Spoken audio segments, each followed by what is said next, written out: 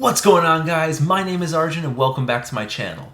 Spring is finally here, and that means for a lot of you college seniors, you're going to be moving on, starting your first real jobs, and moving into the real world soon. So today I want to give you guys my top 5 financial tips to help make your transition into the real world smoother. These are things that I had to learn on my own. I studied business and finance in school and I wasn't taught any of these things. And so hopefully you guys will be able to use the information in this video to avoid some of the mistakes that I made when I started working in the real world. The first thing that I think is one of the most important things that you can do is set up a budget. Some of you guys may be doing that already, and that's great.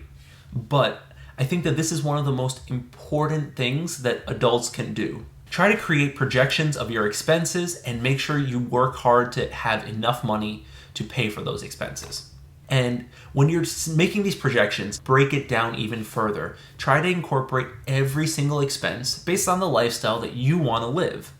So if you like going out, if you like eating out at nice restaurants once a week, if you like going to concerts, sports games, whatever it may be, incorporate that into your budget.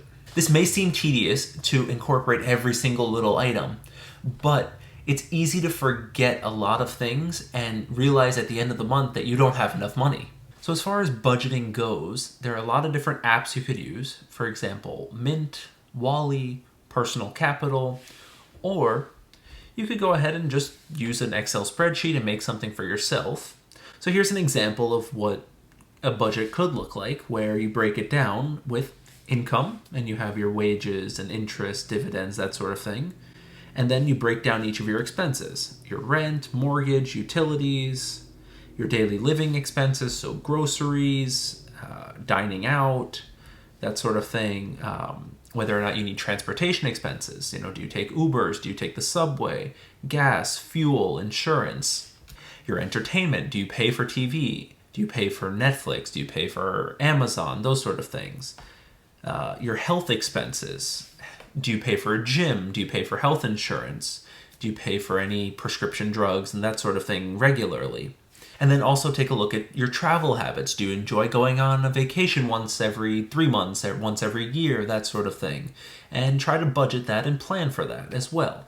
The final thing with budgeting is try to make sure that you incorporate some money that you're putting aside for investments and your retirement accounts. The second tip is making sure that you begin saving for retirement as soon as possible. The financial decisions that you make in your first job can set you up for the rest of your life. First thing, always take advantage of a 401k match if it's offered to you. Most large employers will be able to match at least part of your contributions.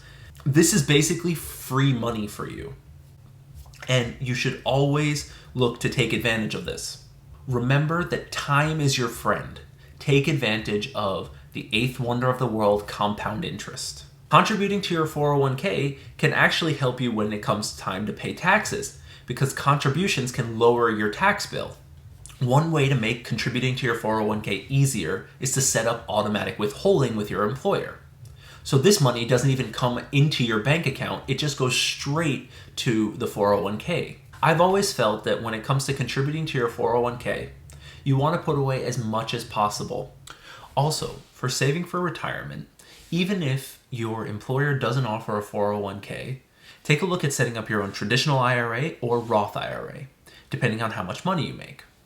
The income limit for a Roth IRA is $140,000 per year. The main difference between the traditional IRA and the Roth IRA is that in a traditional IRA, you invest pre-tax money, a gross tax-free, and then you pay tax when you take the money out.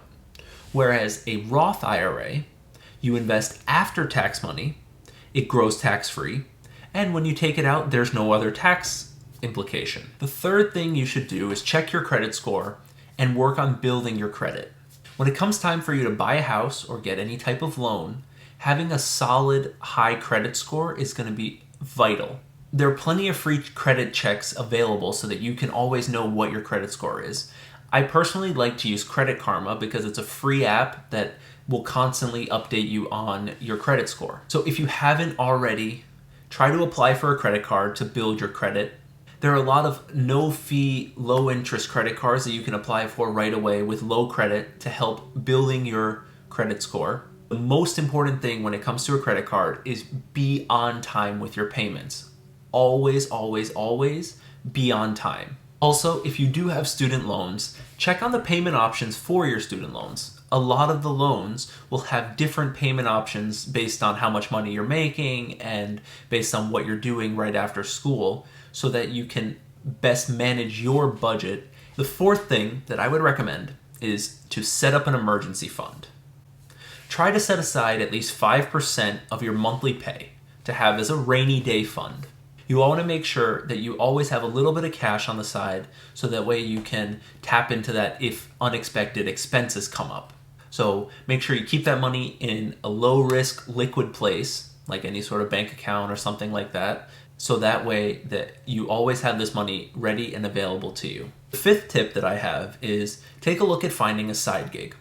This can be something that is separate from your job that you can use for your fun money. If you find that you're struggling to socialize with your friends and spend time doing some of the things that you enjoy, nowadays with the internet, there are so many different options for people to make money. You could use DoorDash, you could drive for Uber if you have a car. TaskRabbit allows you to do different tasks for people. If you have graphic design skills or video editing skills, if you're an SEO expert and a social media marketing expert, you can offer those services to earn some extra money. You can offer those services on Fiverr and Upwork, and there's so many different options. Also, side gigs are not just for earning some extra fun money. I would recommend starting a side gig to just about every person, because this can be a great way to earn that extra $100 or $200 a month that you can invest directly into the market. So that way you can really take advantage of time and just keep growing your money.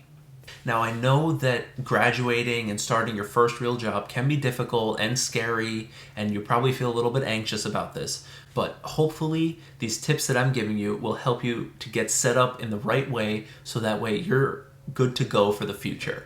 Remember, all of these things are just my suggestion and my advice as to some of the things that I found to be very helpful when starting my career and my life. And one final thing that I want to note that can be of great use for you is talk to other people around you. Find out what they're doing and find out if they have any advice for you. Talk to your teachers, talk to your parents, talk to other people who are already in the real world, and they may have a lot of advice of do's and don'ts for you that can help you get set up.